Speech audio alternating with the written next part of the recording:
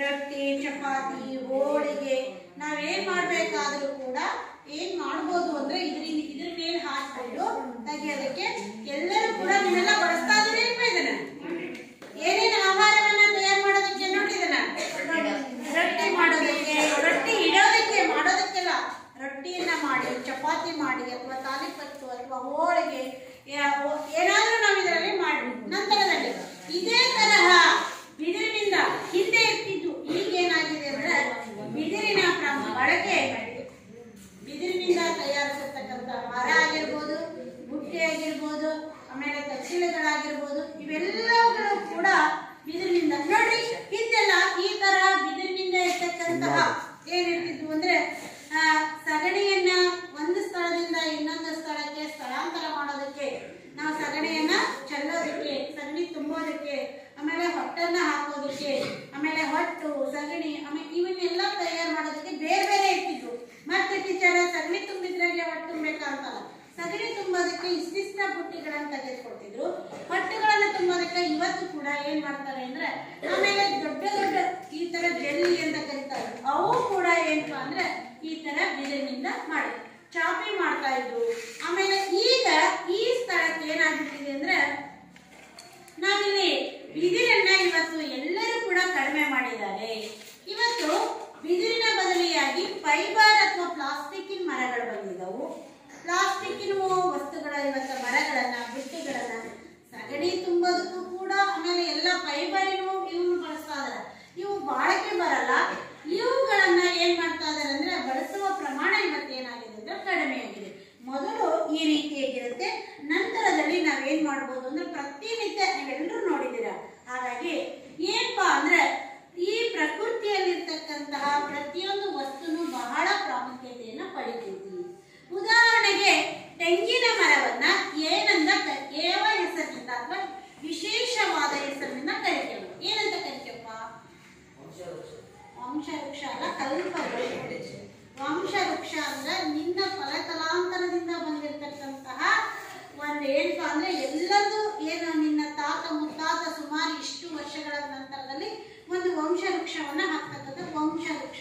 ಇದಕ್ಕೇನಂತಾರೆ ಕಲ್ಪವೃಕ್ಷ ಅಂತ ಕರೀತಾರೆ. ಕಲ್ಪವೃಕ್ಷ ಅಂದ್ರೆ ತೆಂಗಿನ ಗಿಡದ ತೆಂಗಿನ ಒಂದಿದು ಪ್ರತಿಯೊಂದು ಕೂಡ ಪ್ರತಿಯೊಂದು ಅದರ ಗರಿ ಆಗಿರ್ಬೋದು ಎಲ್ಲದೂ ಕೂಡ ಉಪಯೋಗಕ್ಕೆ ಬರುತ್ತೆ. ನೋಡ್ರಿ, ತೆಂಗಿನ ಒಂದು ಚಿಪ್ಪನ್ನಾಗಿರ್ಬೋದು, ಗರಿ ಆಗಿರ್ಬೋದು, ಯಾವ್ಯಾವ್ದಕ್ಕೆ ಬಳಸ್ತೇವಪ್ಪ ತೆಂಗಿನ ಮರವನ್ನ? ಒಬ್ಬೊಬ್ಬರೇ ಎದ್ದು ಹೇಳಿ ತೆಂಗಿನ ಮರವನ್ನ ಕಲ್ಪವೃಕ್ಷ ಅಂತ ಕರಿತೀವಲ್ಲ, ಕರೆಯೋದಕ್ಕೆ ಕಾರಣ ಏನು ಹೇಳ್ರಿ? ತೆಂಗಿನ ಮರದ ಉಪಯೋಗಗಳು ಅಥವಾ ತೆಂಗಿನ ಮರವನ್ನ ಎಲ್ಲ ಉತ್ತರ ಒಂದೇ ಹೇಳ್ಬಾ. ಬಾಹುಬಲಿ ಕಾಟಿ ಹಗ್ಗ ಮಾಡ್ತಾರೆ, ತೆಂಗಿನದಿಂದ ಕಾತಿ ಹಗ್ಗ ಮಾಡ್ತಾವ ಇಲ್ಲ ಮಾಡ್ತಾರ. ಮತ್ತೆ ಮತ್ತೆ ಹಾ ಚಪ್ರ ಹಾಕೋದಕ್ಕೆ, ಮತ್ತೆ ಪೊರಕೆ ಮಾಡೋದಕ್ಕೆ, ಆಮೇಲೆ ಕೊಬ್ಬರಿ ಅಲ್ಲೋ ಅಡಿಗೆಗೆ ಯಾರಿಗಷ್ಟಲ್ಲ ಕುತ್ಕೋ. ಕೊಬ್ಬರಿಯನ್ನ ಏನ್ ಮಾಡ್ತೀವಿ ನಾವು? ಕಾಯನ್ನ ನೋಡಿ ಅದು ಒಳ್ಳೇದಕ್ಕೂ ಬೇಕು, ಕೆಟ್ಟದಕ್ಕೂ ಬೇಕು. ಪ್ರತಿಯೊಂದು ಕೆಲಸ ಕಾರ್ಯಗಳಿಗೂ ಕೂಡ ತೆಂಗಿನಕಾಯಿ ಇರಲೇಬೇಕು ನಾವು, ಒಳ್ಳೆ ಯಾವುದೇ ಒಂದು. ಆಮೇಲೆ ಇಂಗು ತೆಂಗು ಇದ್ರೆ ಮಂಗನೂ ಅಡಿಗೆ ಮಾಡತ್ತೆ ಅಂತ ನಮ್ಮ ಒಂದು ಗಾದೆ ಮಾತಿದೆ. ಅಂದ್ರೆ ಇಂಗು ತೆಂಗು ಇತ್ತು ಅಂದ್ರೆ ನಾವೇನ್ ಮಾಡ್ಬೋದು? ಒಳ್ಳೆ ರುಚಿಕಟ್ಟಾದ ಅಡಿಗೆನ ಮಾಡ್ಬೋದು ಪ್ರತಿಯೊಂದಕ್ಕೂ ಕೂಡ. ನಿಮ್ಗೆ ಏನಾದ್ರೂ ಪದೇ ಪದೇ ನೀವು ಎಲ್ಲಾದ್ರೂ ಹೋದ್ರಿ ಅಂದ್ರೆ ಇವತ್ತೇನ್ ಮಾಡ್ತೀರಿ? ದೇವಸ್ಥಾನಕ್ಕೆ ಹೋದ ಮೊದಲು ತೆಗೆದುಕೊಳ್ಳೋದೇ ತೆಂಗಿನಕಾಯಿ. ಹಾಗೆ ಅದ್ರ ಪ್ರತಿಯೊಂದು ಉಪಯೋಗಕ್ಕೆ ಬರುತ್ತೆ. ಹೇಗೆ? ಚಿಕ್ಕು ತಗೊಳ್ರಿ, ಎಳನೀರಾಗುತ್ತೆ, ಆಮೇಲೆ ಅದ್ರದ್ದು ಇದು ಬರುತ್ತಲ್ಲ, ಗರಿ ಬರುತ್ತಲ್ಲ, ಅದನ್ನ ಹಿಂಗ್ ಓಲೆ ಗರಿ ತರ ಮಾಡಿ ಶುಭ ಕಾರ್ಯಗಳಿಗೂ ಕೂಡ ಅದನ್ನ ಬಳಸ್ತಾರೆ.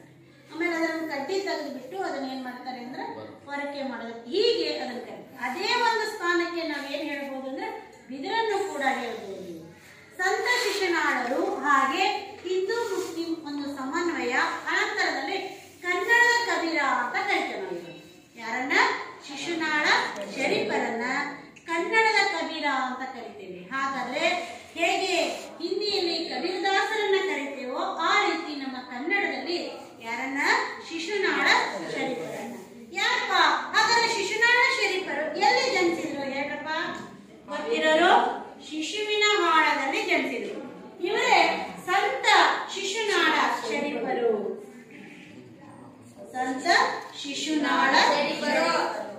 ಇವತ್ತಿಗೂ ಕೂಡ ಹುಲಗೂರ ಹತ್ರ ಇರ್ತಕ್ಕಂತಹ ಶಿಶುನಾಳ ಶರೀಫರ ಗದ್ದಿಗೆ ಹೋದ್ರೆ ಗುರು ಗೋವಿಂದರ ಮತ್ತು ಶಿಶುನಾಳ ಶರೀಫರ ಗದ್ದಿಗೆಗೆ ಕಲ್ಯಾಣ ಮಂಟಪ ಮಾಡಿದ್ದಾರೆ. ಬಹಳ ಇವತ್ತಿಗೂ ಕೂಡ ಹಿಂದೂ ಮುಸ್ಲಿಮರು ಭೇದ ಭಾವ ಎಣಸದೆ ಅವರ ಉತ್ಸವವನ್ನ ಅಥವಾ ಜಾತ್ರೆಯನ್ನ ಉರ್ಸನ್ನ ಎರಡೂ ಕೂಡ ಮಾಡ್ತಾರೆ. ಶಿವರಾತ್ರಿ ಸಂದರ್ಭದಲ್ಲಿ ಜಾತ್ರೆ ಮಾಡ್ತಾರೆ, ಇನ್ನೊಂದು ಸಂದರ್ಭದಲ್ಲಿ ಉರುಸನ್ನ ಮಾಡ್ತಾರೆ. ಅಂದ್ರೆ ಎರಡು ರೀತಿಯಾಗಿ ಜನ ಸುತ್ತಮುತ್ತಲೂ ಕೂಡ ಅಲ್ಲಿ ಏನ್ ಮಾಡ್ತಾರೆ ಅಂದ್ರೆ ಇವತ್ತಿಗೂ ಕೂಡ ನಡೀತಾ ಇದೆ ಅದು. ಹಾಗಾಗಿ ಸಂತ ಶಿಶುನಾಳ ಶರೀಫರು ಅವರು ಹುಟ್ಟಿರ್ತಕ್ಕಂಥದ್ದು ಎಲ್ಲಿ ಅಂದ್ರೆ ಶಿಶುವಿನ ಹಾಳದಲ್ಲಿ ಜನಿಸಿರ್ತಕ್ಕಂಥ ಇವರು. ಹಾಗಾದ್ರೆ ಶಿಶುನಾಳ ಶರೀಫರು ಅಂದಾಜಾಗಿ ಸುಮಾರು 1819ರಲ್ಲಿ ಇವರು ಹಾವೇರಿ ಜಿಲ್ಲೆಯ ಶಿಗ್ಗಾವಿ ತಾಲೂಕಿನ ಶಿಶುವಿನ ಹಾಳದ ಕವಿ ಪಠ್ಯವನ್ನ ಬರ್ಕೊಳ್ಳಿ. ಹಾಗಾದ್ರೆ ಅವರು ಬರೆದಿರ್ತಕ್ಕಂತಹ ತತ್ವಪದ.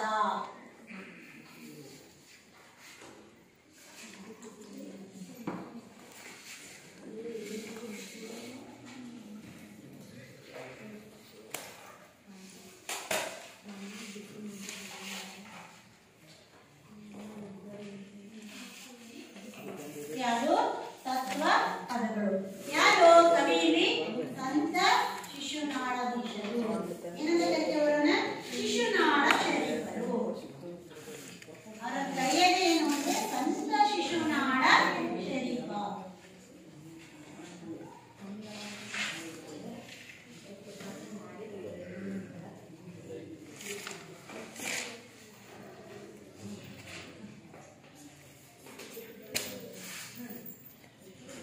ಇವರ ಜನನ ಪರೀಕ್ಷೆ ಒಳಗೆ ನೋಡಿ ಪ್ರತಿಯೊಬ್ಬ ಕವಿ ಪರಿಚಯವನ್ನು ವಾಕ್ಯದ ರೂಪದಲ್ಲಿ ಬರೀಬೇಕು. ಅದರ ಜೊತೆಗೆ ಏನಾಗಿರ್ಬೇಕು ಅಂದ್ರೆ 3 ಅಂಕದ ಪ್ರಶ್ನೆ ಆಗುತ್ತೆ ಮಕ್ಕಳು ಇದು. ಹಾಗಾಗಿ ನೋಡಿ ಹಾವೇರಿ ಜಿಲ್ಲೆ. ಯಾವ ಜಿಲ್ಲೆ ಇದು? ಹೆಮ್ಮೆಯಿಂದ ಹೇಳ್ಕೋಬೇಕು, ನಮ್ಮ ಜಿಲ್ಲೆಯವರೇ. ಹಾವೇರಿ ಜಿಲ್ಲೆಯ ಶಿಗ್ಗಾಂವ್ ತಾಲೂಕಿನ ಶಿಶುನಾಳದವರು.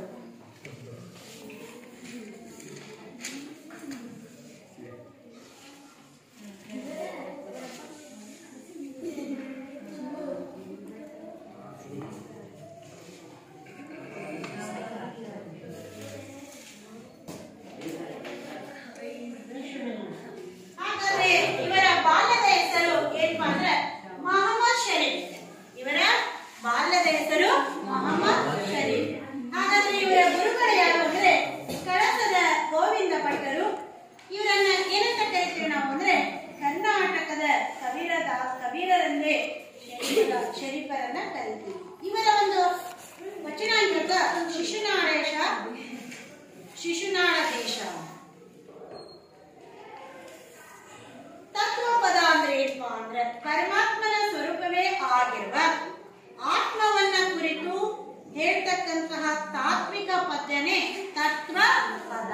ಹಾಗಾದ್ರೆ ಪರಮಾತ್ಮನ ಬಗ್ಗೆ ಇರ್ತಕ್ಕಂತಹ ಅದರ ಒಂದು ಆತ್ಮದ ಕುರಿತು ಹೇಳ್ತಕ್ಕಂಥದ್ದಾಗಿರ್ಬೋದು. ಹಾಗಾದ್ರೆ ಈ ತಾತ್ವಿಕ ನೆಲೆಯಲ್ಲಿ ಭಾವ ಸಂಬಂಧಿ ರೀತಿಯ ಅಲಂಕಾರದೊಂದಿಗೆ ಕಟ್ಟಿಕೊಡ್ತಕ್ಕಂತಹ ಒಂದು ಸಾಹಿತ್ಯದ ಪ್ರಕಾರ ಭಕ್ತಿಯ ನೆಲೆಯಲ್ಲಿ ಸತ್ಯ ಸಾಕ್ಷಾತ್ಕಾರವನ್ನ ಸಮನ್ವಯಿಸುತ್ತದೆ ಈ ಒಂದು ತತ್ವಪದ. ಹಾಗಾದ್ರೆ ವಿದ್ಯಾರ್ಥಿಗಳೇ, ಕವಿ ಏನ್ ಆಶಯ ಭಾವಪ್ಪ ಅಂದ್ರೆ ಯಾವ ರೀತಿಯಾಗಿ ಅಂದ್ರೆ ಪ್ರಕೃತಿ ಒಳಗ ಯಾವ ವಸ್ತುನು ಕನಿಷ್ಠ ಅಲ್ಲ, ಯಾವ ವಸ್ತುನು ಗರಿಷ್ಠ ಅಲ್ಲ. ಎಲ್ಲಾ ವಸ್ತುಗಳು ಹುಟ್ಟಿನಿಂದ ಸಾವಿನವರೆಗೆ ಅವುಗಳ ಅತಿ ಅಮೂಲ್ಯವಾದ ವಸ್ತುಗಳಾಗಿದ್ದವು. ಹಾಗಾಗಿ ಬಿದಿರು ಕೂಡ ಅದೇ ಸ್ಥಾನಕ್ಕೆ ಬಂದಿರತಕ್ಕಂಥದ್ದು. ಹಾಗಾದ್ರೆ ಶಿಶುನಾಳ ಶರೀಫರು ಹೇಳ್ತಕ್ಕಂತಹ ವಿಚಾರ ಏನಿದೆ ನೋಡೋಣ. ಬಿದಿರು ನಾ ಯಾರಿಗಲ್ಲದವಳು, ಹುಟ್ಟುತ್ತ ಹುಲ್ಲು ನಾನಾದೆ, ಬೆಳೆ ಬೆಳೆಯುತ್ತ ಸಿರಿನಾದೆ, ಮಕ್ಕಳನ್ನು ತೂಗುವ ತೊಟ್ಟಿಲಾದೆ, ಪಲ್ಲಕ್ಕಿ ಗಂಡಿಗೆಯಾದೆ, ಪತ್ರಿಗೆ ಹುಟ್ಟಿ ತಾನಾದೆ, ಮಹಾತ್ಮರ ಕೈಗೆ ಬೆತ್ತ ತಾನಾದೆ, ಕುಟ್ಟಲು ಒಣಗೆಯಾದೆ, ಅಂಬಿಗಗೆ ಕೋಲು ತಾನಾದೆ, ರೈತರಿಗೆ ಬಿತ್ತುವ ಕೂರಿಗೆ ಆದೆ, ಬೀಸುವ ಕೂಟವಾದೆ, ಕೇಳುವ ಮರವಾದೆ, ಮುದುಕರಿಗೆ ಕೂಡುವ ಬೆಟ್ಟವಾದೆ, ಆಡುವ ಕೋಲಾದೆ, ಕೂಡಲು ಚಕ್ಕಡಿಯಾದೆ, ಸಿದ್ದರಾಮೇಶ್ವರಿಗೆ ನಂದಿ ಕೂಲಾದೆ, ನೆರಳಿಗೆ ಚಪ್ಪರವಾದೆ, ಏಕದಂಡೆಗೆ ಕೊಡವೆಯಾದೆ, ಶಿಶು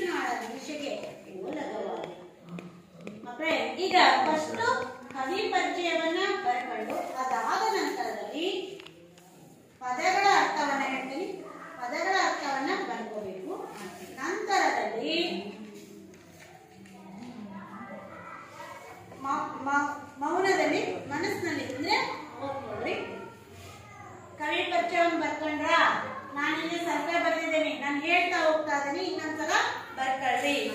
ಸಂತ ಶಿಶುನಾಳ ಶರೀಫರು ಸಾಮಾನ್ಯ ಶಕ 1819,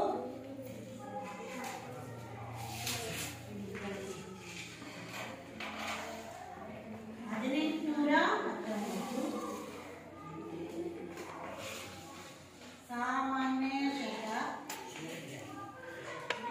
1819 ಅಂದ್ರೆ ಸಾಮಾನ್ಯವಾಗಿ 18ನೇ ಶತಮಾನದಲ್ಲಿ ಅವರು ಹುಟ್ಟಿದ್ದಾರೆ. ಇನ್ನ ಇವರ ಗುರುಗಳು ಯಾರಪ್ಪ ಅಂದ್ರೆ ಕಳಸದ ಗೋವಿಂದ ಭಟ್ಟರು. ಇವರ ಗುರುಗಳು ಕಳಸದ ಗೋವಿಂದ ಭಟ್ಟರು.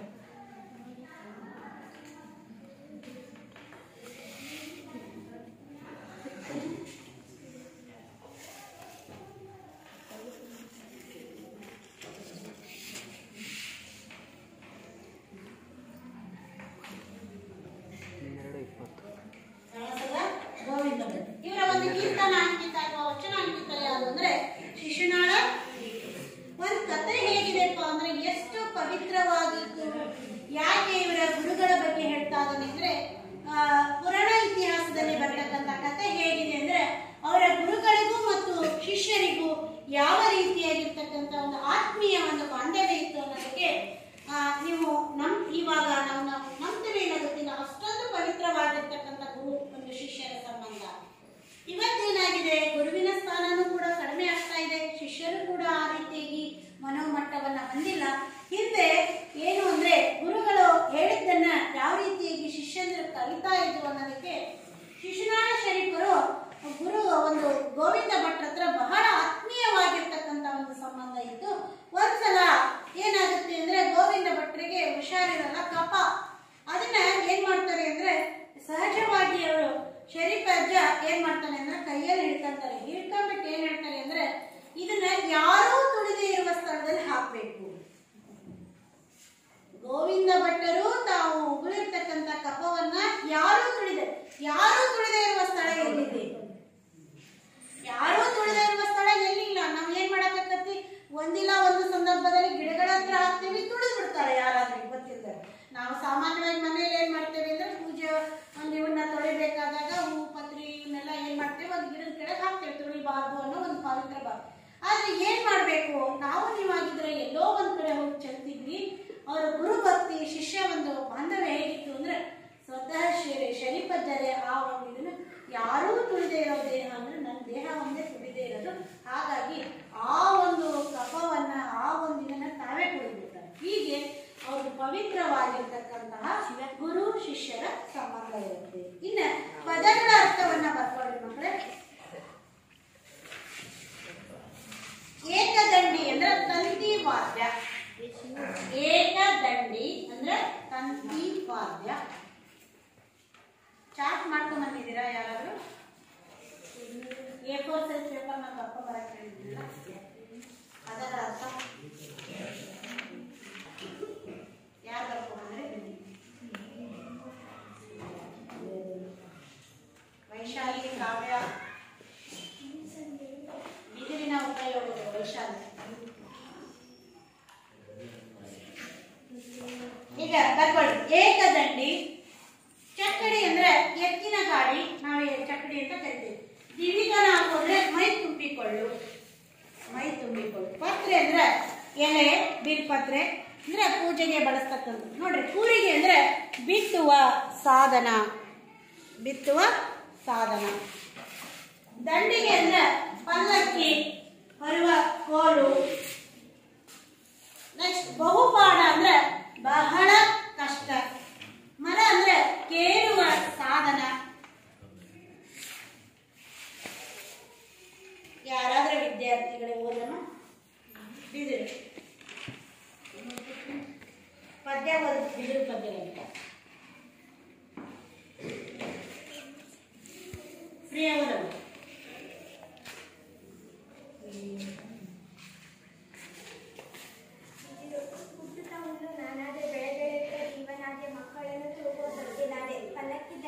ಪಲ್ಲಕ್ಕಿ ದಂಡಿಗೆಯಾದೆ, ಪತ್ರಿಯ ಬುಟ್ಟಿ ತಾನಾದೆ, ಮಹಾತ್ಮರ ಕೈಯ ಬೆತ್ತ ನಾನಾದೆ, ಕುತ್ತಲು ಓಲಿಕೆಯಾದೆ, ಅಂಟಿಗೆಯ ಕೋಲು ತಾನಾದೆ, ರೈತನಿಗೆ ಬಿತ್ತುವ ಕೂಲಿಯಾದೆ, ಬೀಸುವ ಗೂಟವಾದೆ, ಕೇರುವ ಮರವಾದೆ, ಮುದುಕರಿಗೆ ಕೂರುವ ಬೆತ್ತವಾದೆ, ಆಡುವ ಕೂಡಲು ಚಕ್ಕಡಿಯಾದೆ ಸಿದ್ದರಾಮೇಶ್ವರ ನಂದಿ ಕೋಲಾದೆ ನೆರಳಿಗೆ ಚಕ್ಕರವಾದೆ ಏಕದಂಡಿಗೆ ಕೊಳವೆಯಾದೆ ಶಿಶುನಾಳ ದಿಶಿಗೆ ಒಳಗವಾದೆ. Very good. ನೆಕ್ಸ್ಟ್ ಸಿಂಧು. ಬಿರುದು ನಾ ಯಾರಿಗಲ್ಲದವಳು ಹುಟ್ಟುತ್ತ ಹುಲ್ಲು ನಾನಾದೆ ಬೆಳೆ ಬೆಳೆಯುತ್ತ ದಿನವಿ ನಾನಾದೆ ಮಕ್ಕಳನ್ನು ಕೂಡುವ ತೊಟ್ಟಿಲಾದೆ ಪಲ್ಲಕ್ಕಿ ದಂಡಿಗೆಯಾದೆ ಪತ್ರಿಗೆ ಬುಟ್ಟಿ ನಾನಾದೆ ಮಹಾತ್ಮನ ಕೈಗೆ ಬೆತ್ತ ನಾನಾದೆ ಹುಟ್ಟಲು ಒನಕೆಯಾದೆ ಅಂಬಿಗೆಗೆ ಕೋಲು ತಾನಾದೆ ರೈತನಿಗೆ ಬಿತ್ತುವ ಕೂರಿಗೆಯಾದೆ ಬೀಸುವ ಗೂಟವಾದೆ ಕೇರುವ ಮರವಾದೆ ಮುದುಕರಿಗೆ ಊಡುವ ಬೆತ್ತವಾದೆ ಆಡುವ ಕೋಲಾದೆ ಊಡುವ ಚಕ್ಕಡಿಯಾದೆ ಸಿದ್ದರಾಮೇಶ್ವರಿಗೆ ನಂದಿ ಕೋಲಾದೆ ನೆರಳಿಗೆ ಚಪ್ಪರವಾದೆ ಏಕದಂಡಿಗೆ ಕೊಳವೆಯಾದೆ ಶಿಶುನಾಳ ದೀಶೆಗೆ ಓಲಗವಾದೆ. ಸೋಮೇಶ್ ಅಲ್ಲೇ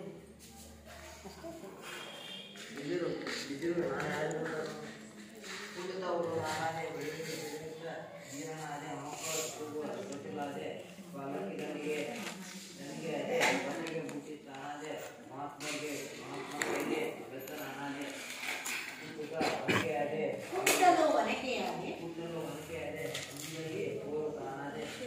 ರೈತರಿಗೆ ಬಿತ್ತುವ ಕೂಡಿಗೆಯಾದೆ ಬೀಸುವ ಊಟವಾದೆ ಕೇಳುವ ಮರವಾದೆ ಮುದುಕರಿಗೆ ಊಟ ಬೆತ್ತವಾದೆ ಆಡುವ ಕೋಲಾದೆ ಕೂಡಲು ಚಕ್ಕಡಿಯಾದೆ ಸಿದ್ದರಾಮೇಶ್ವರಿಗೆ ನಂದಿ ಕೋಲಾದೆ ನೆರಳಿಗೆ ಚಪ್ಪರವಾದೆ ಏಕದಂಡಿಗೆ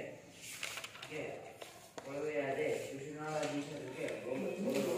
ವೆರಿ ಗುಡ್. ನೆಕ್ಸ್ಟ್ ಅಭಿಷೇಕ್.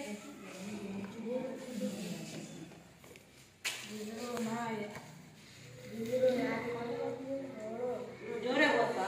ಹುಟ್ಟುತ್ತ ಹುಡುಗ ನಾನಾದೆ ಬೆಳೆ ಬೆಳೆಯುತ್ತ ಜೀವಿ ನಾನಾದೆ ಮಕ್ಕಳನ್ನು ಕೂಡುವ ತೊಟ್ಟಿಲಾದೆ ಪಲ್ಲಕ್ಕಿ ದಂಡಿಗೆಯಾದೆ ಪತ್ರಿಗೆ ಬುಟ್ಟಿ ತಾನಾದೆ ಮಹಾತ್ಮರ ಕೈಗೆ ಬೆತ್ತ ನಾನಾದೆ ಹುಟ್ಟಲು ಒನಕೆಯಾದೆ ಅಂಬಿಗೆಗೆ ಕೋಲು ತಾನಾದೆ ರೈತನಿಗೆ ಬಿತ್ತುವ ಕೂರಿಗೆಯಾದೆ ಬೀಸುವ ಗೂಟವಾದೆ ಏರುವ ಮರವಾದೆ ಮುದುಕರಿಗೆ ಊರುವ ಬೆತ್ತವಾದೆ ಆಡುವ ಕೋಲಾದೆ ಊರುವ ಚಕ್ಕಡಿಯಾದೆ ಸಿದ್ದರಾಮೇಶ್ವರನಿಗೆ ನಂದಿ ಕೋಲಾದೆ ನೇರಳಿಗೆ ಚಪ್ಪರವಾದೆ ಏಕದಂಡಿಗೆ ಕೊಳವೆಯಾದೆ ಶಿಶುನಾಳ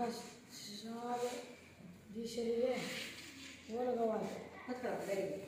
ಜೋರಾಗಿ ಓದ್ಬೇಕು. ಈ ಹಾಡು ರಾಗಬದ್ಧವಾಗಿ ಯಾರಿಗಾದ್ರೂ ಹೇಳಕ್ ಬರ್ತಾ ಇದ್ರೆ ನಂತರದಲ್ಲಿ ಹೇಳ್ಬೋದ್ರಿ. ಈಗ ನೋಡೋಣ. ಈಗ ಬಿದಿರು. ಹಾಗಾದ್ರೆ ಇದೆ, ನೀವೆಲ್ಲರೂ ಕೂಡ ನೋಡಿದಿರಿ. ಈ ಬಿದಿರು ಹೇಳ್ತಾ ಇದ್ದಿ, ನಾ ಯಾರಿಗಲ್ಲದವಳು, ನಾನು ಯಾರಿಗೆ ಬೇಡವಾಗಿದ್ದೇನೆ, ತನ್ನನ್ನು ತಾನು ಹೇಳ್ಕೊಳ್ತಾ ಅಂದ್ರೆ ಎಷ್ಟು ಉಪಯುಕ್ತ ಇದೆ ಅಂತಕ್ಕಂಥದ್ದು. ಹುಟ್ಟಿದಾಗ ಈ ತರ ಹುಲ್ಲಿನ ತರ ಇರುತ್ತೆ. ಬೆಳೀತಾ ಬೆಳೀತಾ ಇದೇನಾಗುತ್ತೆ, ದಷ್ಟಪುಷ್ಟವಾಗಿ ಬೆಳೀತಾ ಹೋಗುತ್ತೆ, ಕೊಳವೆ ಆಕಾರದಾಗ ಬರುತ್ತೆ.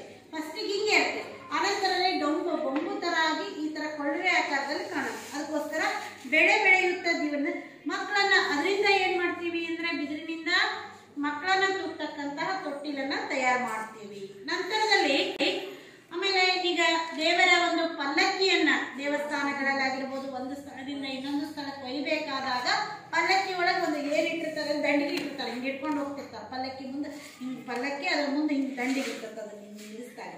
ಆ ದಂಡಿಗೆನೂ ಕೂಡ ಎದರಿಂದ ಮಾಡಿರೋದು ಅಂದ್ರೆ ಬಿದಿರಿನಿಂದ ಮಾಡಿರ್ತಾರೆ ನೋಡ್ರಿ. ಅದು ಬಿದಿರಿನಿಂದ ತಯಾರಾಗುತ್ತೆ. ಅನಂತರದಲ್ಲಿ ಹೂವು ಪತ್ರಿಗಳನ್ನ ಹರ್ಕೊಂಬರೋದಕ್ಕೆ ನಾವೀಗ ಏನ್ ಮಾಡಿದ್ದೇವೆ ಅಂದ್ರೆ ಎಲ್ಲದಕ್ಕೂ ಪ್ಲಾಸ್ಟಿಕ್ ಅನ್ನ ಬಳಸ್ತಾ ಇದ್ದೇವೆ. ಎದಕ್ಕಾಗಲಿ ಅದರಿಂದ ಎಷ್ಟು ಪ್ರಾಣಾಪಾಯ ಇದೆ ಅಂತ ನಮ್ಗೆ ಗೊತ್ತಿದೆ. ಆದ್ರೆ ಹೇಳೋದನ್ನ ಹೇಳ್ತೇವೆ, ನನ್ನಿಂದ ಇಟ್ಕೊಂಡು ಎಲ್ಲರೂ ಕೂಡ ಅದನ್ನೇ ಮಾಡ್ತೇವೆ. ನಾವ್ಯಾರು ಅಷ್ಟು ಅಚ್ಚುಕಟ್ಟಾಗಿ ಪತ್ರಿ ಬುಟ್ಟಿ ಒಯ್ದು ಆಮೇಲೆ ಆಹಾರದಾಗಲಿ ಎಲ್ಲದೂ ಕೂಡ ಅಲ್ಲೇನ್ ಮಾಡ್ತೀವಿ. ಈಗೇನು ಮನೆಗಳಲ್ಲಿ ಈ ಪ್ರಮಾಣ ಕಡಿಮೆ ಆಗ್ಬಿಟ್ಟಿದಾವೆ. ಈಗೆಲ್ಲ ಈ ರೀತಿ ಇಲ್ಲ, ಎಲ್ಲಾ ಕಡೆ ಪ್ಲಾಸ್ಟಿಕ್ ಫೈಬರ್. ಹಿಂದೆ ಏನಾಗ್ತಿದ್ವು ಅಂದ್ರೆ ಹೂಗಳನ್ನ ಹರಿದು ಇಡೋದಕ್ಕೆ ಬಿದಿರಿನಿಂದ ತಯಾರಿಸಿರುವ ಹೂ ಬಿಟ್ಟಿ, ಪತ್ರಿ ಬುಟ್ಟಿ ಈ ತರಹ ಆಕಾರದಲ್ಲಿ ಅದನ್ನು ಕೂಡ ಬಿದಿರಿನಿಂದ ತಯಾರಾಗಿರ್ತಕ್ಕಂಥದ್ದು. ಇನ್ನ ವಯಸ್ಸಾಗಿರ್ತಕ್ಕಂಥವ್ರು ಮಹಾನ್ ವ್ಯಕ್ತಿಗಳು ಅವ್ರು ಓಡಾಡಬೇಕಾದಾಗ ವಯಸ್ಸಾದ ನಂತರದಲ್ಲಿ ಓಡಾಡೋಕೆ ತುಂಬಾ ಕಷ್ಟ ಆಗ್ತಾ ಇರ್ತೈತಿ. ಅಂತ ಸಂದರ್ಭದಲ್ಲೂ ಕೂಡ ಬೆತ್ತ, ಅದು ಕೂಡ ಎದರಿಂದ ತಯಾರಿಸಿರೋದು? ಬಿದಿರಿನಿಂದ ತಯಾರಿಸಿರ್ತಕ್ಕಂಥದ್ದು. ಇನ್ನ ಮನೆ ಒಳಗೆ ನೋಡ್ರಿ, ಈಗಿಲ್ಲ, ಬೇಳೆ ಕಾಳುಗಳನ್ನ ಕುಟ್ಟಬೇಕಾದ್ರೆ, ಗೋಧಿ ಪಾಯಸ ಮಾಡ್ಬೇಕಾದ್ರೆ ಹಿಂದೇನ್ ಮಾಡ್ತಿದ್ರು ಅಂದ್ರೆ ಕುಟ್ಟೋದಕ್ಕೆ ಬಳಸ್ತಾ ಇದ್ರು, ಒಣಕೆ ಅಂತ ಕರಿತಾ ಇದ್ರಲ್ಲ, ಒಣಕೆ. ಅದು ಕೂಡ ಯಾವುದರಿಂದ ತಯಾರಿಸಿರೋದು? ಬಿದಿರಿನಿಂದ. ಹಿಂದೆ ನೋಡ್ರಿ, ನೀವೆಲ್ಲ ಇವತ್ತು ನೋಡಿದ್ರಿಲ್ಲ ಗೊತ್ತಿಲ್ಲ, ಅದಕ್ಕೆ ಏನ್ ಮಾಡ್ತಾರೆ, ಕೆಳಗೆ ಇಷ್ಟು ಕಬ್ಬಣದ ಗೊನಸು ಹಾಕಿರ್ತಾರೆ, ಕೆಳಗೆ ಮೇಲೆ ಇಟ್ಟು ಅದರಿಂದ ಏನಾಗ್ತಕ್ಕಂಥದ್ದು ಅಂದ್ರೆ ಜೋಳ, ಆಮೇಲೆ ಬೇಳೆಗಳನ್ನ ಮಾಡಿಸಿದಾಗ ಅದರ ಸಿಪ್ಪೆ ಬಂದಿರ್ತತಿ ಅಂತ. ಈಗ ತೊಗರಿ ಕಾಳಾಗಿರ್ಬೋದು, ಹೆಸರಾಗಿರ್ಬೋದು, ಆಮೇಲೆ ಅಲಸಂದಿ, ಇವು ಬೇಳೆ ಏನ್ ಮಾಡ್ತಾರಲ್ಲ ಅದನ್ನೆಲ್ಲ ಮಾಡಾದ್ಮೇಲೆ ಅದ್ರ ಮೇಲೆ ಬರ್ತಾರೆ. ಅಥವಾ ಜೋಳವನ್ನ ನೀಟಾಗಿ ಜಲ್ದಿ ಹಿಡಿದಾಗ ಬರ್ತತ್ತಲ್ಲ, ಅದ್ರ ಅದ್ರ ಸೊರಗು ಬರ್ತತ್ತಲ್ಲ, ಅದನ್ನು ಕೂಡ ಏನ್ ಮಾಡ್ತಾರೆ, ಬಿಸಿಲಿಗೆ ಇಟ್ಟು ಅದರಿಂದ ಕೊಡ್ತಾರೆ. ಆಮೇಲೆ ಗೋಧಿ ಪಾಯಸ ಮಾಡ್ಬೇಕಾದ್ರೆ ಹಿಂದೆ ಮಾಡ್ತಿದ್ರು, ಇವತ್ತೇನಾಗಿದೆ ಎಲ್ಲ ಮಿಷನ್ನಿಗೆ ಹಾಕಿ ಮಾಡ್ತಾ ಇದಾರೆ. ಅವಾಗ ಗೋಧಿನ ಸ್ವಲ್ಪ ನೀರ್ ಹಚ್ಚಿ ಸ್ವಲ್ಪ ಬಿಟ್ಟು ಕೊಡ್ತಾ ಇದ್ರು. ಆಮೇಲೆ ಇನ್ನೂ ನಮ್ಮ ಗೃಹಿಣಿಯರು ಏನ್ ಮಾಡ್ತಿದ್ರು, ಅದ್ರಿಗೆ ಸಣ್ಣ ತಗೊಂಡು ಹಸಿಮೆಣಸಿನಕಾಯಿ ಪಲ್ಯಗಳಿಗೆ ಅಥವಾ ಚಟ್ನಿ ಮಾಡ್ಬೇಕಾದಾಗ ಸ್ವಲ್ಪ ಇದ್ರದ್ದು ಬೆಂಡೆಕಾಯಿ ಚಟ್ನಿ ಆ ತರ ಮಾಡ್ಬೇಕಾದಾಗ ಆ ತರ ಸಣ್ಣ ಪ್ರಮಾಣದ್ದು ಇರ್ತಿದ್ವು ಒಣಗಿ.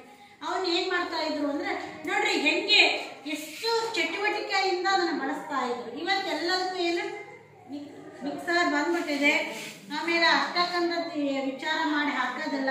ಇವತ್ತೇನಾಗಿದ್ದಾರೆ ಅಂದ್ರೆ ಮಿಕ್ಸರ್ನಲ್ಲಿ ಮಾಡಿ ಒಂದು ವಾರ, ಅವಾಗ ಏನಾಗ್ತಿತ್ತು, ಅಲ್ಲಿ ಪಲ್ಯ ಬಿಡ್ತಿದ್ರು, ಹಿಂಗ ಇದರಲ್ಲಿ ಏನ್ ಮಾಡ್ತಿದ್ರು, 10 ನಿಮಿಷದಲ್ಲಿ ಕುಟ್ಬಿಡ್ತಿದ್ರು. ಆಮೇಲೆ ಚಟ್ನಿಗಳು ಕೂಡ ಅಷ್ಟೇ, ಬೆಂಡೆಕಾಯಿ ಚಟ್ನಿ, ಆಮೇಲೆ ಹಸೆಕಾಯಿ ಚಟ್ನಿ, ಅದರಲ್ಲಿ ಕುಟ್ಟಿದಾಗ ಎಷ್ಟು ಚೆನ್ನಾಗಿರೋದು, ತಾಜಾ ಇರ್ತಕ್ಕಂಥದ್ದು. ಹಾಗಾಗಿ ಕುಟ್ಟಲು ಬಳಸ್ತಕ್ಕಂಥದ್ದು ಕೂಡ. ಇನ್ನ ದೋಣಿ ನೋಡಿದ್ರಲ್ಪ, ಇದನ್ ಮಾಡ್ತಾರಲ್ಲ, ಆ ದೋಣಿ ನಡೆಸಬೇಕಾದಾಗಿರ್ತಕ್ಕಂತಹ ಒಂದು ಇದನ್ನು ಕೂಡ ಏನು ಕೋಲೇನೈತಲ್ಲ ಅದು ಕೂಡ. ಇನ್ನ ರೈತರು ನೀವೆಲ್ಲ ನೋಡಿದಿರಿ,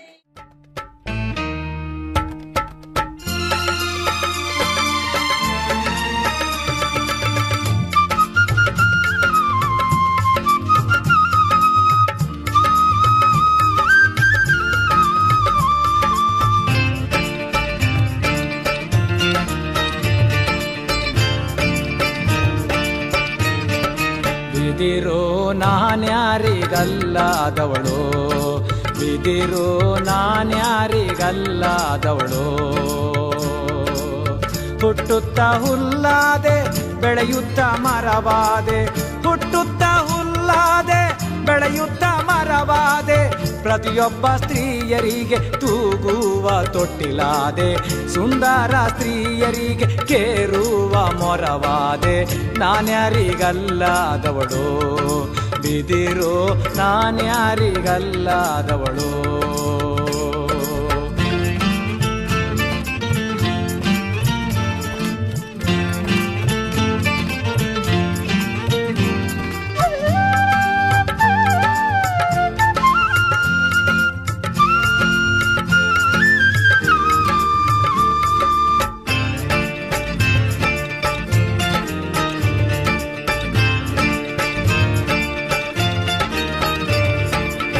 ಪಲ್ಲಕ್ಕಿ ದಂಡ್ಗ್ಯಾದೆ ಪತ್ರೆಗೆ ಬುಟ್ಟಿಯಾದೆ, ಪಲ್ಲಕ್ಕಿ ದಂಡ್ಗ್ಯಾದೆ ಪತ್ರೆಗೆ ಬುಟ್ಟಿಯಾದೆ, ದೊಡ್ಡ ದೊಡ್ಡ ಮಠಗಳಿಗೆ ದೊಡ್ಡ ದೊಡ್ಡ ಮಠಗಳಿಗೆ ಕಜ್ಜಾಯ ಬುಟ್ಟಿಯಾದೆ, ದೊಡ್ಡ ದೊಡ್ಡ ಮಠಗಳಿಗೆ ಕಜ್ಜಾಯ ಬುಟ್ಟಿಯಾದೆ, ನಾನ್ಯಾರಿಗಲ್ಲಾದವಳು ಬಿದಿರು, ನಾನ್ಯಾರಿಗಲ್ಲಾದವಳು.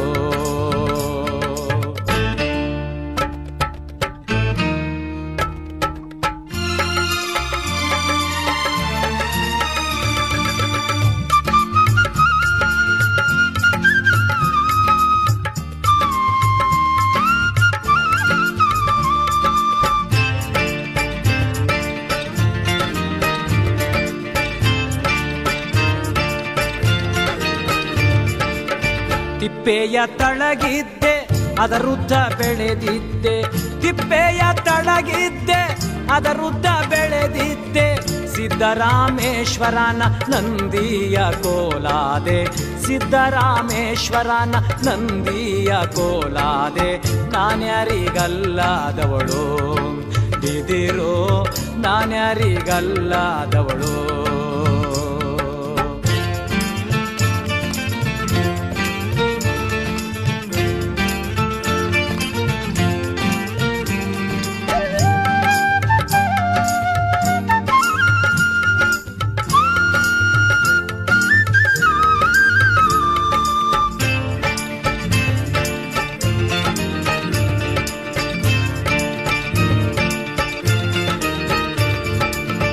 ದೇಶದೊಳು ಶಿಶುನಾಳ ಈಶಾನ ಮಠದೋಳು ದೇಶದೊಳು ಶಿಶುನಾಳ ಈಶಾನ ಮಠದೋಳು ದೇಶದೊಳು ಶಿಶುನಾಳ ಈಶಾನ ಮಠದೋಳು ಸಾಧುರ ಕೈಯಲ್ಲಿ ಏಕತಾರಿ ನಾನಾದೆ ಸಾಧುರ ಕೈಯಲ್ಲಿ ಏಕತಾರಿ ನಾನಾದೆ ನಾನ್ಯಾರಿಗಲ್ಲಾದವಳು ಬಿದಿರೋ ನಾನ್ಯಾರಿಗಲ್ಲಾದವಳು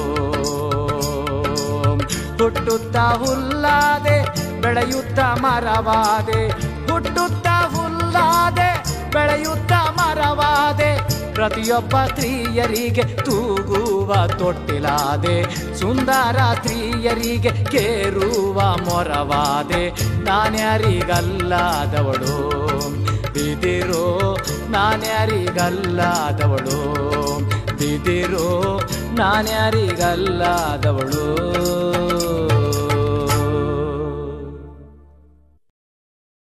ಹಿಂದೆಲ್ಲ ಕೂರಿಗೆಗಳಿದ್ದು ಕೆಲವೊಂದು ಮನೆಗಳಲ್ಲಿ ಏನದವಲ್ಲ ಅವು ಕೂಡ ಎಲ್ಲವೂ ಎದರಿನಿಂದ ತಯಾರಾಗಿರೋ ಬಿದಿರಿನಿಂದ ತಯಾರಾಗಿ. ಈಗ ಏನ್ ಮಾಡಿದರೆ ಎಲ್ಲಾ ಕಡೆ ಕಬ್ಬಿಣ ಆವರಿಸ್ತಾ ಇದೆ. ಕಬ್ಬಿಣದ್ದು ತಂತಾದರೆ ಇದು ಅದನ್ನ ಹಣಸ್ಬೇಕು, ಇದು ಬೇಡ, ಕಬ್ಬಿಣದ್ದಾದ್ರೆ ಬೇಗ ಆಗುತ್ತೆ. ಆದ್ರೆ ಕಬ್ಬಿಣದಿಂದ ನಾವು ಮಾಡೋದ್ರಿಂದ ಭೂಮಿ ಕುಸಿತ ಉಂಟಾಗುತ್ತೆ ಜಾಸ್ತಿ ಅದನ್ನು ಬಳಸೋದ್ರಿಂದ. ಹಿಂದೆ ಎತ್ತುಗಳನ್ನು ಬಳಸೋದ್ರಿಂದ ಮಣ್ಣು ಕೆಳಮಣ್ಣು ಮೇಲೆ ಮೇಲಿನ. ಈಗ ನಾವು ಟ್ಯಾಕ್ಟ್ರಿ ಬಳಸ್ತಾ ಇದ್ದೇವಲ್ಲ, ಅದು ಅನುಕೂಲ ಏನೋ ಇದೆ ಒಂದ್ ಕಡೆ, ಇನ್ನೊಂದ್ ಕಡೆ ಅನಾನುಕೂಲ ಆಗುತ್ತೆ. ಫಲವತ್ತತೆ ಆ ಟ್ಯಾಕ್ಟ್ರಿ ಹೋದಷ್ಟು ಕೆಳಗೆ ಮಣ್ಣು ಹೋಗ್ಬಿಡುತ್ತೆ, ಭೂಮಿ ಫಲವತ್ತತೆ ಕಡಿಮೆ ಆಗುವ ಸಾಧ್ಯತೆಗಳು. ಒಂದ್ ಕಡೆ ಆಧುನಿಕತೆನೂ ಐತಿ, ಇನ್ನೊಂದ್ ಕಡೆ ಅದು ಆಗುವ ಸಂಭವನೂ ಕೂಡ ಇರುತ್ತೆ. ಈಗ ನೋಡ್ರಿ ನಾವು ಮಿಕ್ಸರು ಇದನ್ನ ಬಳಸ್ತಾ ಇದ್ದೇವೆ ಅನ್ನೋದಕ್ಕಷ್ಟೇ. ಆದ್ರೆ ನೀವೀಗ ಒಳಗಲ್ಲು ಗುಂಡಿ ಇದ್ರಾಗ ಬಳಸಿದ್ರೆ ಸ್ವಚ್ಛ ತೊಳೆದು ಅದ್ರ ಮೇಲೆ ಬಟ್ಟೆ ಹಾಕಿ ಅದರಿಂದ ಬಳಸಿ ನಾವು ಆಹಾರ ಸೇವನೆ ಮಾಡೋದ್ರಿಂದ ನಮ್ಮ ಹಿರಿಯ ತಲೆಗಳಿಗೆ ಅಥವಾ ನಮ್ಮ ಪೂರ್ವಜರಿಗೆ BP ಆಗಲಿ, ಶುಗರ್ ಆಗಲಿ, ಥೈರಾಯ್ಡ್ ಆಗಲಿ ಅಥವಾ ಕ್ಯಾನ್ಸರ್ ಆಗಲಿ ಇವ್ಯಾವು ಜಾಸ್ತಿ ಬರ್ತಾ ಇರಲಿಲ್ಲ. ಈಗ ಏನಾಗಿದೆ ಅಂದ್ರೆ ನೀವು ತಲೆ ಕೂದಲುಗಳು ಕೂಡ ಎಷ್ಟೋ ಕೆಲವೊಂದು ಮಕ್ಕಳು ಇನ್ನೂ ನಮ್ಮ ಮದುವೆ ಆದ್ಮೇಲೆ ಅವಾಗ ವಯಸ್ಸು ಸುಮಾರು 50 ವರ್ಷ ಆದ್ರೂ 50-55 ವರ್ಷ ಆದ್ರೂ ಯಾರ ಒಂದು ತಲೆ ಕೂದಲು ಬೆಳಗಾಗೋದಾಗ್ಲಿ ಅನಂತರದಲ್ಲಿ BP ಶುಗರ್ ಅದು ಗೊತ್ತೇ ಇರಲಿಲ್ಲ. ಈಗ ಗೊತ್ತೇ ಆಗಲ್ಲ. ಶುಗರ್ ಊಟ ಮಾಡ್ತಕ್ಕಂಥ ಆಹಾರ ಸೇವನೆ, ನಾವು ಬಳಸ್ತಕ್ಕಂಥ ಪಾತ್ರೆಗಳು ಕೂಡ ನೋಡ್ರಿ, ಮೊದಲೆಲ್ಲ ಮಣ್ಣಿನ ಪಾತ್ರೆಗಳಿದ್ವು, ಬೀದಿರು ಮಣ್ಣು ಇವನ್ನೆಲ್ಲ ಬಳಸ್ತಾ ಇರ್ಬೇಕಾದ್ರೆ ನಾವು ಎಷ್ಟು ಆರೋಗ್ಯವಾಗಿದ್ವಿ. ತಾಮ್ರದ ಒಂದು ಪಾತ್ರೆ ಒಳಗೆ ನೀರನ್ನ ಇಡ್ತಾ ಇದ್ವಿ, ಸ್ನಾನಕ್ಕೂ ಅದರಲ್ಲೇ ಬಳಸ್ತಾ ಇದ್ವಿ, ಕುಡಿಯೋದಕ್ಕೂ ಅದರಲ್ಲೇ ಬಳಸ್ತಾ ಇದ್ವಿ, ತಟ್ಟೆನೂ ಕೂಡ ಕೆಲವೊಂದು ಸಂದರ್ಭಗಳಲ್ಲಿ ಇಡ್ತಾ ಇದ್ವಿ, ಕೆಲವೊಂದು ಸಂದರ್ಭ ಮಣ್ಣಿಂದು. ಈಗ ಮಲೆನಾಡು ಪ್ರದೇಶಗಳಲ್ಲಿ ಹೋದಂತೆಲ್ಲ ಏನಾಗ್ತಿತ್ತು, ಮಣ್ಣಿನ ಪಾತ್ರೆಗಳಲ್ಲೇ ಬಳಸ್ತಾ ಇದ್ವಿ. ಹಾಗಾಗಿ ನಾವು ಎಷ್ಟು ಆರೋಗ್ಯವಾಗಿದ್ವಿ. ಇವತ್ತೇನಾಗಿದ್ದೀವಿ ಅಂದ್ರೆ ಆಧುನಿಕತೆಯ ನೆಪದಲ್ಲಿ ನಾವು ಇವುಗಳಿಂದ ದೂರ ಆಗ್ತಾ ಇದ್ದಂತೆ ನಮ್ಮ ಆರೋಗ್ಯನೂ ಕೂಡ ನಮ್ಮಿಂದ ಏನಾಗ್ತಾ ಇದೆ, ದೂರ ಆಗ್ತಾ ಇದೆ. ಈಗ ನೋಡ್ರಿ, ಇದನ್ನ ತರನ ಇಟ್ಬಿಡೋಣ ಅಂತ ಬಿಸಿಕಲ್ಲ ಯಾರು ಬಳಸ್ತಾ ಇದಾರೆ, ಒಳ್ಳೆ ಯಾರು ಬಳಸ್ತಾರೆ, ಅವೆಲ್ಲ ಪೂಜೆಗಳಿಗೆ ಮಾತ್ರ ಸೀಮಿತ ಇದೆ, ಮುಚ್ಚಿಟ್ಬಿಟ್ಟಿದ್ದೇವೆ ಅದಕ್ಕೋಸ್ಕರ. ಇನ್ನ ಬೀಸಲು ಗೂಟವಾದ ಬೀಸಿಕಲ್ ನೋಡ್ರಿ, ಅವಾಗೆಲ್ಲ ನಮ್ಮ ತಾಯಂದಿರು ಅಕ್ಕಿ ಹಿಟ್ಟು ಕೆಲವೊಂದು ಇದನ್ನ ಮನೆಯಲ್ಲೇ ಏನ್ ಮಾಡ್ತಾ ಇದ್ರು ಅಂದ್ರೆ ಬೀಸ್ತಾ ಇದ್ರು ಅಷ್ಟೇ. ಇವಾಗ ಅದ್ರ ಗೂಟನು ಕೂಡ, ಅದು ಬೀಸೋ ಗೂಟ ಏನೈತಲ್ಲ ಅದು ಕೂಡ ಬಿದಿರಿನಿಂದ ತಯಾರಾಗಿದೆ.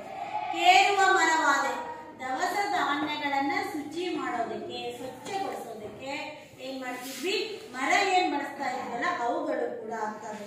ಇನ್ನ ವಯಸ್ಸಾದವರಿಗೆ ಕಾಲು ನಡೆಯಕ್ ಬರ್ತಾ ಇದ್ರೆ ಅವರು ಕೂಡ ಬಳಸ್ತಕ್ಕಂಥ ಕೋಲು ಕೂಡ ಏನಪ್ಪಾ ಅಂದ್ರೆ ಬಿದಿರಿನಿಂದ. ಹೀಗೆ ಆಡುವ ಕೋಲಾದೆ, ಆಟ ಆಡೋದಕ್ಕೆ ನೀವೆಲ್ಲ ಏನು ಕೋಲಾಟವನ್ನ ಬಳಸ್ತಾ ಇದ್ದೀರಲ್ಲ ಅದು ಕೂಡ ಎದುರು ಬಿದಿರಿನಿಂದ ತಯಾರಾಗಿರ್ತಕ್ಕಂಥದ್ದು. ಇನ್ನು ಚಕ್ಕಡಿ ನೋಡಿದಿರಲ್ಲ ಅದು ಕೂಡ ಬಿದಿರಿನಿಂದ. ಹೀಗೆ ಸಿದ್ದರಾಮೇಶ್ವರ ಒಂದು ದೊಡ್ಡ ಕೋಲ ಇರ್ತೈತಿ, ಅದು ಕೂಡ ಬಿದಿರಿನಿಂದ. ಇನ್ನ ಎದಕ್ಕೆ ಬಳಸ್ತಾರೆ, ಈ ಮನೆಗಳಿಗೆ ನೆರಳಾಗೋದಕ್ಕೆ ಚಪ್ರ ಹಾಕ್ಬೇಕಲ್ಲ ಆ ಸಂದರ್ಭದಲ್ಲೂ ಬಿದಿರಿನ. ಇನ್ನು ದೊಡ್ಡದಾಗಿರೋ ಒಂದೇ ಕೊಳವೆ ಏಕದಂಡಿ ಇರ್ತಕ್ಕಂಥದ್ದು. ಹೀಗೆ ಬಿದಿರಿನ ಉಪಯೋಗ ಎಷ್ಟು ಹೇಳಿದ್ರು ಕೂಡ ಸಾಲದು ಅಂತ ಕವಿಗಳು ಈ ಅಭಿಪ್ರಾಯವನ್ನ ವ್ಯಕ್ತಪಡಿಸಿದ್ದಾರೆ. ನೀವೇಳಪ್ಪ ಈಗ ಹಾಗಾದ್ರೆ ಬಿದಿರಿನಿಂದ ನಾವು ಏನೇನು ವಸ್ತುಗಳನ್ನ ತಯಾರು ಮಾಡೋದು?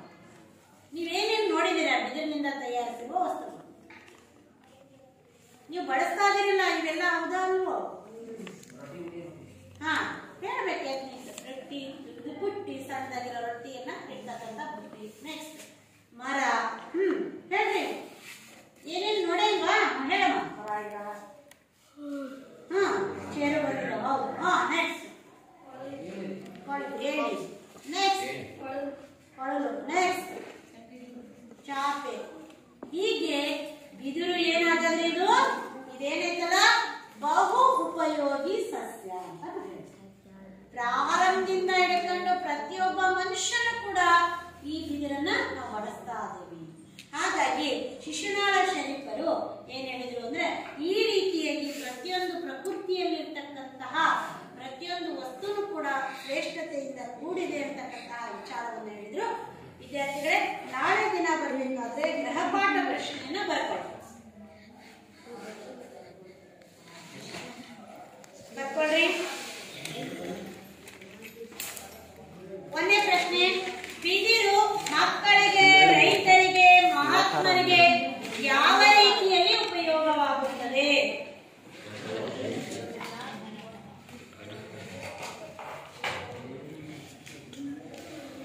ಏನು ಇವಾಗ ಬಿದಿರು ಮಕ್ಕಳಿಗೆ, ರೈತರಿಗೆ, ಮಹಾತ್ಮರಿಗೆ ಯಾವ ರೀತಿಯಲ್ಲಿ ಉಪಯೋಗವಾಗುತ್ತದೆ?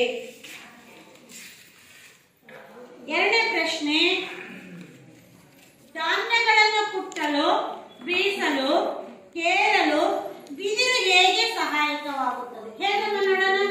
ಧಾನ್ಯಗಳನ್ನು ಕುಟ್ಟೋದಕ್ಕೆ, ಬೀಸೋದಕ್ಕೆ, ಕೇರೋದಕ್ಕೆ ಹೇಗೆ ಸಹಾಯ ಆಗುತ್ತೆ? ಬಿದಿರು ಹೇಗೆ ಸಹಾಯವಾಗುತ್ತೆ? ಯಾವ್ಯಾವ ರೂಪದಲ್ಲಿರುತ್ತೆ ಸಿದ್ದು? ಒಣಕೆ, ಮತ್ತೆ ಮರ, ಮತ್ತೆ ಮತ್ತೆ ಕೇರೋದಕ್ಕೆ ಅಂದ್ರೆ ಮರ. ಏನಪ್ಪ ಬೇರೆ ಪ್ರಶ್ನೆನಾ?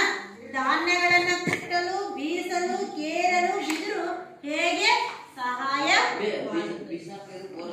ಬೀಸುವ ಗೂಟವಾಗುತ್ತೆ, ಕೋಲಲ ಗೂಟವಾಗುತ್ತೆ.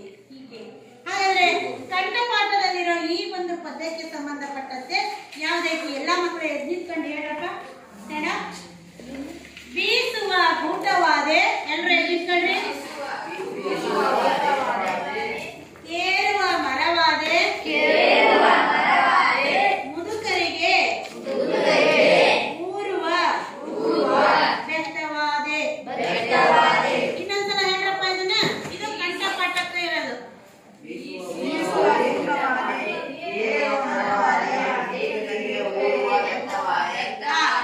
ಇದು ಕಂಠಪಾಠಕ್ಕಿರೋದು. ಈ ಪದ್ಯವನ್ನ ಏನೈತೆ ಬಿದಿರು, ಎಲ್ರು ಒಂದ್ಸಲ ಹೇಳ್ರಿ, ನಾ ಹೇಳ್ಕೊಡ್ತೀನಿ. ಬಿದಿರು ನಾ ಯಾರಿಗಲ್ಲದವಳು, ಹುಟ್ಟುತ್ತ ಹುಲ್ಲು ನಾನಾದೆ,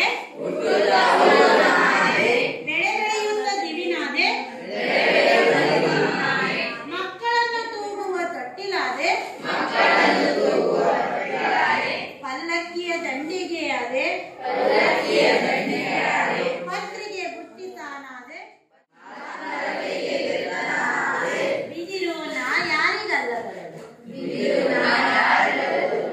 ಹುಟ್ಟಲು ಒನಕೆಯಾದೆ, ಅಂಬಿಗೆಗೆ ಕೋಲು ತಾನಾದೆ, ರೈತನಿಗೆ ಬಿತ್ತುವ ಕೂರಿಗೆ ಆದೆ,